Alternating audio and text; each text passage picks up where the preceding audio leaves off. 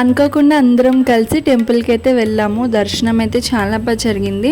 Last time అక్క వాళ్ళు మేము ప్లాన్ చేసుకుని వెళ్ళాము, క్లోజ్ చేస్తారు, దర్శనం అవ్వలేదు. ఇప్పుడైతే అనుకోకుండా వెళ్ళాము. అక్క వాళ్ళ ఇంటికి వచ్చారు.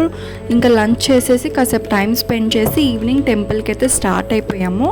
ఈ శివాలయం చాలా ఫేమస్, కొండపైన ఉంటుంది, చాలా బాగుంటుంది. శివరాత్రి రోజైతే చాలా బాగా చేస్తారంట ఇక్కడ గుళ్ళోని. అస్సలు ఖాళీ ఉండదు, అంత బాగా చేస్తారంట. లాస్ట్ టైం నేను మా హస్బెండ్ వెళ్దాం అనుకున్నాము, కానీ కుదరలేదు. నెక్స్ట్ శివరాత్రికి అయితే ఈ టెంపుల్ ఖచ్చితంగా వెళ్ళాలి, అంత బాగా చేస్తారంట శివరాత్రి రోజున. ఇంకా దర్శనం అయిపోయినాక పక్కన ఒక అమ్మవారు ఇంకా 2-3 దేవుళ్ళు ఉంటారు. అవన్నీ కూడా దర్శనం చేసేసుకుని బయటకు వచ్చి ఫొటోస్ తీసుకుని ఇంకా పక్కనే ఇస్కాన్ టెంపుల్ అయితే ఇంకా అక్కడికి మేము ఊబర్ బుక్ చేసుకుని టెంపుల్కి వెళ్ళిపోయాము. ఇస్కాన్ టెంపుల్కి వెళ్ళి దర్శనం చేసుకుని ఇంక ఇంటికైతే రిటర్న్ అయిపోయాము.